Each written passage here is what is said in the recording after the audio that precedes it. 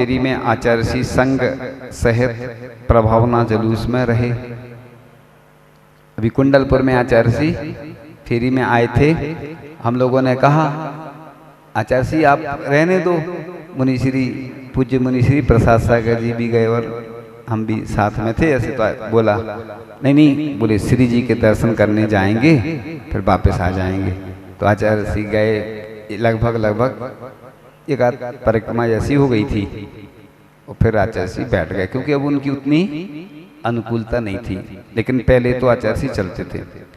आचार्य ने संक्षिप्त आशीर्वचन दिया और बोले पंच कल्याणक महामहोत्सव के समापन पर देवलोक भी आ सकते हैं देखने के लिए, अतः सभी लोग अपनी दुकान संभालें।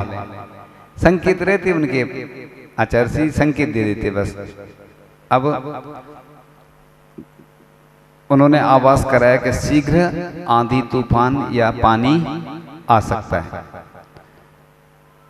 और जैसे ही आचार्य धर्मशाला में पहुंचे और 15 मिनट के अंदर भयंकर आंधी तूफान पानी आया, लेकिन आचार्य के आशीर्वाद से किसी को कुछ नहीं हुआ। तब लोग समझ गए कि बाबा तो चमत्कारी हैं। और देव पहले भी आ सकते थे, किंतु आचार्य ने रोक रखा होगा। कार्यक्रम पूर्ण होने के बाद जैसे आचार्य ने उन्हें आने का आशीर्वाद दिया होगा, वे सब आ गए होंगे। और इस प्रकार महोत्सव आचार्य के आशीर्वाद से सानंद संपन्न हुआ। नैनागिरी का भी सुनते हैं ना, नैनागिरी में पानी नहीं था, लोग गए निवेदन करने आचार्य के पास।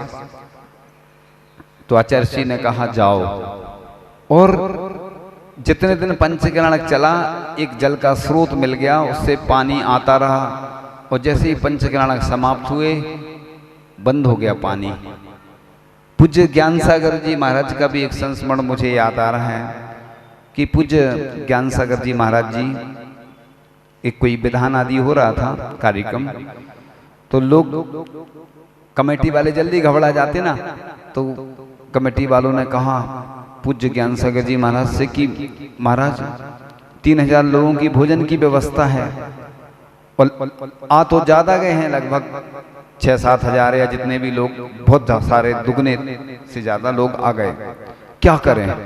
पूज्य ज्ञान सागर जी महाराज ने कहा कि तुम लोग एक काम करो, जहां भंडार बना हुआ है, जिस कमरे में भोजन रखा रहता ना, उस कमरे में एक व्यक्ति को बैठा देना, लेकिन उसका उपवास रहेगा। व्यक्ति माने कोई महिला भी पुरुष भी जो भी, उसका उपवास रहेगा।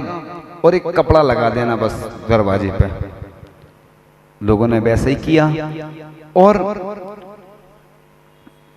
सुबह से शाम हो गई, भोजन करने लोग आते रहे। लगभग 10,000 लोगों ने भोजन किया, लेकिन भोजन समाप्त नहीं हुआ। ये रिद्धि सिद्धि ऐसी पूज्य ज्ञान सागर जी महाराज की थी।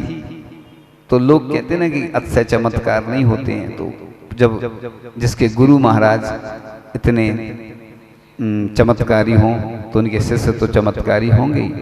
अभी आचार्य जी को भी सुनाया था कुंडलपुर में, यह संस्मरण आचार्य जी को याद था। आचार्य जी ने भी पहले कहीं सुना होगा। हम लोग आचार्य जी के पास जब चर्चा करते थे, शाम को बैठे रहते थे, तो बहुत सारी बातें हो जाती थी। आचार्य जी भी सुनाते थे और हम लोग भी आचार्य जी को सुनाते। तो ऐसे कई उनके उदाहरण हैं कि एक महिला गई पूज्य ज्ञान सागर जी के पास कि उसके यहाँ संतान नहीं होती थी, या संतान होती थी तो विकलांग आदि हुई, पहले भी होती थी समाप्त हो जाती थी। तो उसने पंडित भूरामल जी, यानी जो ब्रह्मचारी अवस्था में ज्ञान सागर जी महाराज थे, तो बताया। तो वो स्वयं शांति विधान करते थे और शांति धारा करते थे। उस समय शांति धारा का उतना प्रचलन नहीं था, कमी होती थी, ज़्यादा नहीं हो पाती। तो वो गंधोदक देते थे, लगाती थी। फिर जब उसकी संतान स्वस्थ हो गई, उसने आकर फिर उनको बताया। कैसे देखो, वो खुद विधान आदि करते थे उसके लिए कि स्वस्थ हो जाए। अभी भी कई क्षेत्रों पर आचार्य श्री ने बोला है, कई नगरों में भी बोला है, जहाँ पर मंदिर आदि के काम नहीं होते तो आचार्य श्री बोलते शांति विधान करो। शांति विधान करने के लिए आचार्य श्री स्वयं बोलते हैं। तो इस प्रकार से अगले संस्मरण की कड़ी में फिर एक नए संस्मरण के साथ आपके पास कि हमारे गांव का दोबारा सौभाग्य इतनी जल्दी आएगा किसी को ज्ञात ना था। 21 दिन बाद आचार्य श्री पुनः पधारे और आचार्य श्री की सरलता और विद्वता से जैन ही नहीं अजैन समाज भी प्रभावित थी तथा पिछली बार की तरह इस बार भी कहीं जल्दी चले ना जाएं।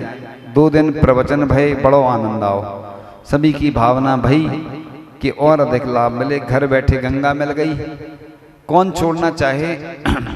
तो मेरे पिता ने जिसने सुनाया, हम पूरा डिटेल कुछ कुछ छोड़ते जा रहे हैं, इसमें हमें निन्नव का दोष नहीं लगता। कहते ना निन्नव होता है ना, जैसे किसी का नाम छिपाते ना अपन, हमारा छिपाने का भाव नहीं है, वो कोई कारण भी रहते हो, पूरा डिटेल बताएंगे तो बहुत सारा लंबा हो जाता है। इसलिए जिन लोगों ने भी बताई है तो उन्हें 2 प्रतिमा ली और आचार्य श्री बड़े खुश हुए।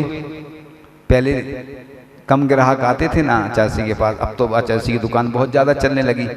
जिसकी अब ज़्यादा चलने लगती तो अब उतना नहीं रहता, तो अब तो लोगों को इंतजार करना पड़ता है। कई लोग तो जाते ही नहीं इस कारण से कि आचार्य श्री के पास तो पहुँच ही नहीं पाएंगे। मुझे याद आ रहा है, अब देखो संस्मरण मैं पहले से नहीं सोचता हूँ, लेकिन याद आते चले जाते। पंचकल्याणक चल रहा था शायद गंज वासुदा में, और यहाँ के एक कवि महोदय प्रसिद्ध हैं, सब जानते हैं। तो ट्रेन में मिल गए, एक बूढ़ी अम्मा दिखी, काय बाई कहाँ जाने? उन्होंने कही हम तो गंज वासुदा जा रहे हैं। काय के लिए? बोले आचार्य श्री के दर्शन करने। आचार्य श्री के दर्शन? अरे तुम कहाँ, इतनी भीड़ भाड़ में पिच जाओ, कुछ दब जाओगी पता नहीं। अरे बोले बेटा, हम तो हमारी तो भावना है कि हम आचार्य श्री के दर्शन करने जा रहे हैं, अगर हमें कोई महाराज जी भी मिल जाए तो हम उन्हीं में आचार्य श्री के दर्शन कर लें। क्या भावना रहती। देखो एक बार एक जैनेतर महिला थी, अजैन महिला, आचार्य श्री का विहार चल रहा था, प्रवेश चल रहा था नगर में। अब उसने सोचा, वो जैनेतर महिला तो जानती नहीं ज्यादा कि कैसा क्या, लेकिन उसको ये मालूम है कि ये लोग पाद प्रक्षालन करते हैं ना। अब उसने सोचा कि अब लोग अपन को तो पाद प्रक्षालन करने नहीं देंगे, क्या करें। आचार्य श्री निकल रहे थे, उसने अपना लोटा फेंक दिया ऐसा, तो उस लोटे में से जल निकला और आचार्य श्री के चरणों को स्पर्श कर गया। उसकी भावना पूरी हो गई। जिस प्रकार से गोमटेश बाहुबली का आता ना, बुढ़िया की लुटिया गजब कर गई। देखो कैसी कैसी भावना होती है। कई लोग ऐसे रहते हैं। अभी हम भी विहार कर रहे थे तो एक व्यक्ति ने, हमें तो मालूम नहीं, खड़े हो गए वो लोग।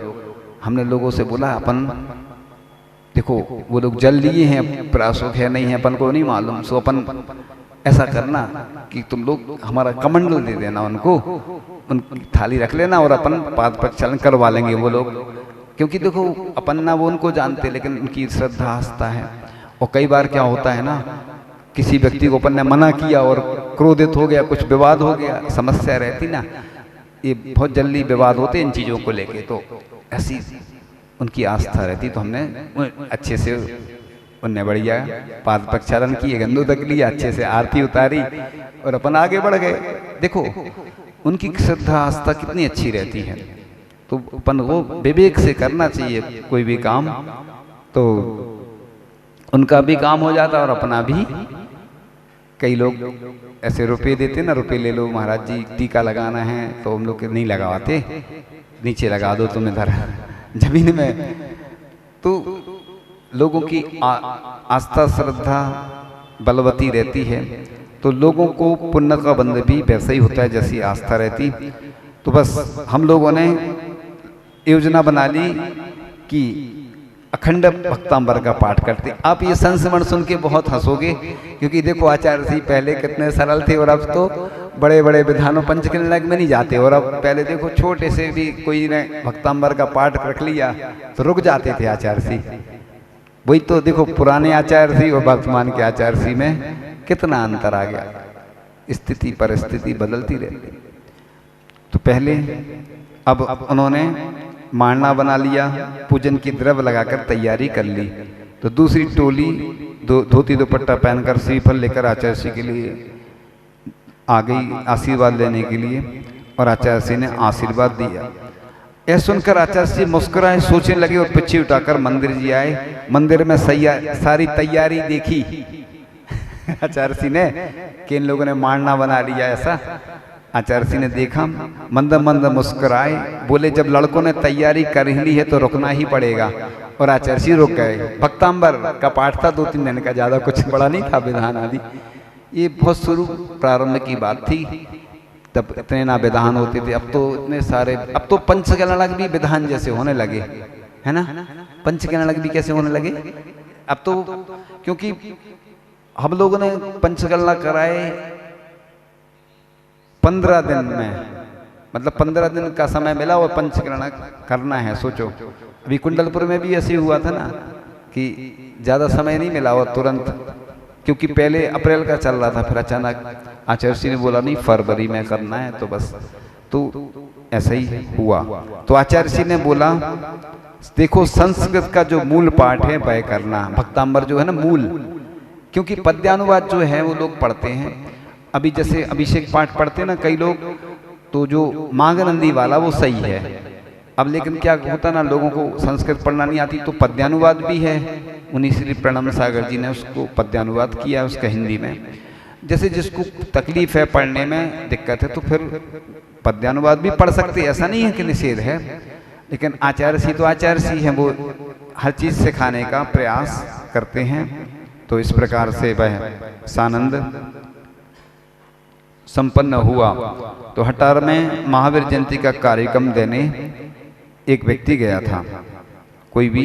तो जब हम लोग दूसरे दिन आचार्य महाराज के दर्शन करने गए तो आचार्य श्री बोले, रात में बहुत तालियां बज रही थी, जय घोष हो रहे थे।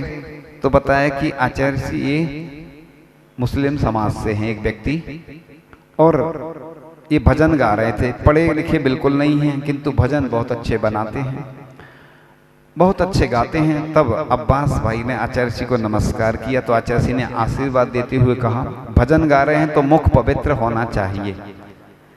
यह सुनकर अब्बास भाई जी ने तत्काल हाथ जोड़कर कहा, महाराज जी आज से मैं मांस आदि का त्याग करता हूँ। और आचार्य श्री बड़े खुश हुए, और आचार्य श्री ने कहा कि हमारी महावीर जयंती सार्थक हो गई। आपने देखा होगा कि आचार्य श्री जब नाव में, है ना, जब बैठे थे, एक व्यक्ति ने कितने करोड़ों का जो ठेका था वो सब त्याग कर दिया। तो लोग भले ही आलोचना करें, कुछ भी कहें, लेकिन आचार्य श्री के चरण वहीं बढ़ते हैं जहां पर कुछ होने वाला हो, और सब त्याग देते लोग। एक व्यक्ति था जो उस समय एसपी रहा हो या डीएसपी, कुछ पोस्ट पे था, और जब आचार्य श्री अमरकंटक विहार कर रहे थे अमरकंटक की ओर, तो वो भी पैदल चलता था थोड़ा थोड़ा, और उसकी चूंकि सर्विस थी उस समय। और मुझे याद आ रहा है कि आचार्य श्री के पैर सॉफ्ट हैं बहुत ज्यादा। एक तो सॉफ्टवेयर होता है, एक हार्डवेयर होता है। तो आचार्य श्री के जो पैर हैं वो पुल की तरह हैं, नीचे से मेंढक भी निकल जाए तो वो सुरक्षित बच जाएगा। आचार्य जी के पैर ऐसे हैं, पुल जैसे। तो आचार्य जी के पैर पुल जैसे तो हैं, लेकिन क्या होता है कि जब बिहार ज्यादा करते हैं तो आचार्य जी के पैर घिस जाते हैं। तलवे घिसने से क्या होता है, उसमें से खून निकलने लगता है छन छन के, क्योंकि चलते चलते जैसे टायर घिसते ना, ऐसे हम लोगों के भी पैर घिसते हैं। तो आचार्य जी के पैर घिसते हैं। तो क्या हुआ कि उन पैर में जब घाव से हो गए तो कंकर ने स्थान बना लिया, उनके अंदर कंकर भरने लगे। अब जैसे आचार्य जी चलते तो कंकर दबते चुभते तो कष्ट होता और उसमें पस पड़ने लगी। अब आचार्य जी कमंडल भी किसी को नहीं देते थे उस समय, और फिर कमंडल नहीं देते तो एक बार एक दिन के लिए कोई ब्रह्मचारी को दे दिया, और आचार्य जी के पस पड़ने लगी। तो फिर डॉक्टर ने बोला अब आप चलना नहीं, 1-2 दिन विश्राम करना पड़ेगा, नहीं तो और ज़्यादा स्थिति खराब हो जाएगी। तो आचार्य जी रुक गए। फिर धीरे धीरे जब ठीक हुआ तो कड़का लगाते ना जो हल्दी और घी का, उससे फिर ठीक हुआ। तो आचार्य जी के साथ हमेशा अधिकांश ऐसे ही होता है कि जब चलते हैं पैर घिस जाते हैं, घिसते हैं तो कंकड़ चुभने लगते हैं और उनको वो कष्ट को सहन करते हैं। तो जो व्यक्ति चलता था आचार्य जी के प्रभाव से आगे चलकर उसका प्रमोशन हो गया। वो चैन नहीं था, लेकिन जो डीएसपी था तो वो बाद में एसपी बन गया। इस प्रकार से यह संस्मरण की श्रृंखला पूर्ण हुई और अब भजन का क्रम आता है। बिन तेरे गुरुवर मेरे हर काम अधूरे लगते हैं, बिन तेरे स्वामी मेरे हर प्राण अधूरे लगते हैं, मोक्ष मार्ग पर बढ़ने के श्रद्धान अधूरे लगते हैं, बिन तेरे गुरुवर मेरे हर काम अधूरे लगते हैं, मुझे अकेला देख समझ कर सब प्रयोग करते मेरा, अपने स्वार्थ सिद्ध करने को दुरुपयोग करते मेरा, मैं तो सहम सहम जाता हूँ दुनिया के इन कर्मों से, अता दौड़ कर आ लिपटा हूँ बीतराग के चरणों से, सचमुच तेरे साथ बिना, सचमुच तेरे साथ बिना भगवान अधूरे लगते हैं, बिन तेरे गुरुवर मेरे हर काम अधूरे लगते हैं, माँ बाबुल ने जन्म दिया फिर पाला पोसा है सबने, मुझसे पूर्ण कराने सपने आस लगाई है सबने, मैंने अपनी बात कही तो तुरंत भलाई सबने की, मुझे जरूरत पड़ी अगर तो सहायता सभी सबने की, सच तेरे वरदान बिना, सच तेरे वरदान बिना हर दान अधूरे लगते हैं, बिन तेरे गुरुवर मेरे हर काम अधूरे लगते हैं, मैंने अपनी सदा सुनाई कुछ ना ध्यान रखा तेरा, फिर भी तुमने मुझे संभाला हर पल ध्यान रखा मेरा, अब ऐसी क्या भूल हुई जो नजरों से भी पतित हुआ,